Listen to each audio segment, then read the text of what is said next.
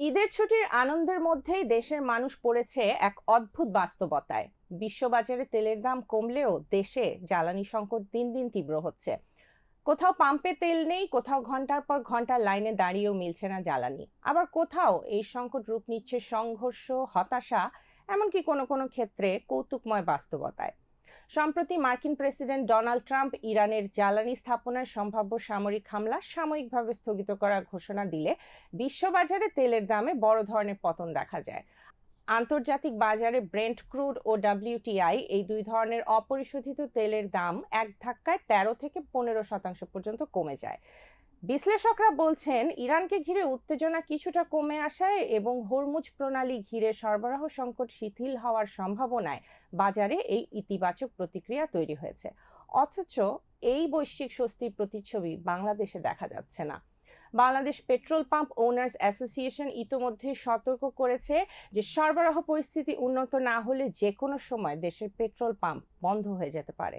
তাদের ভাষায় বর্তমান পরিস্থিতি অত্যন্ত করুণ।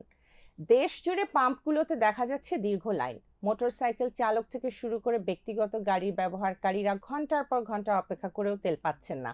এতে শুধু যাত্রীদের ভোগান্তিই নয়, পাম্প কর্মীদের সঙ্গেও বাড়ছে উত্তেজনা, তৈরি হচ্ছে অপ্রীতিকর পরিস্থিতি। এই সংকট সবচেয়ে স্পষ্ট হয়ে উঠেছে পর্যটন এলাকায়। ঈদের ছুটিতে পাহাড়ের টানে খাগড়াছড়ি ছুটে যাওয়া বহু পর্যটকের ভ্রমণ হয়ে উঠেছে দুর্ভোগের আরেক নাম। সাজেক যাওয়ার স্বপ্ন নিয়ে যাওয়া অনেকেই শহরে পৌঁছে জানতে পারেন পাম্পে তেল নেই। ঘন্টার পর ঘন্টা লাইনে দাঁড়িয়েও জ্বালানি না পেয়ে অনেকে বাধ্য হয়েছেন ফিরে যেতে। জ্বালানি সংকট শুধু ভোগান্তিই বাড়াচ্ছে না, কোথাও কোথাও সহিংস রূপও নিচ্ছে।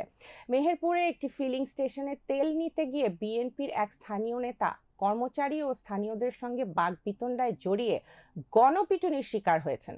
এই ঘটনায় বোঝা যায় যে তেলের মতো একটি মৌলিক প্রয়োজনীয়তা ঘিরে মানুষের মধ্যে চাপ ও ক্ষোভ কতটা তীব্র হয়ে উঠেছে।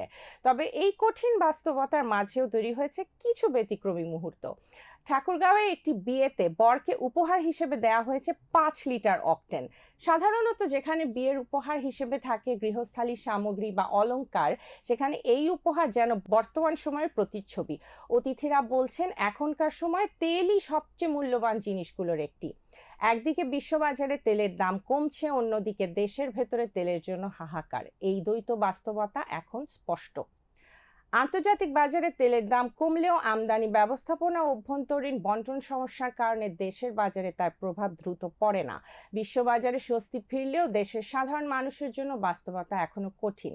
সংকটে যদি দ্রুত সমাধান না আসে, তবে আরো বড় রূপ নিতে পারে এই সংকট, যেখানে তেল শুধু জ্বালানি না, হয়ে উঠবে দৈনন্দিন জীবনের সবচেয়ে বড় অনিশ্চয়তা।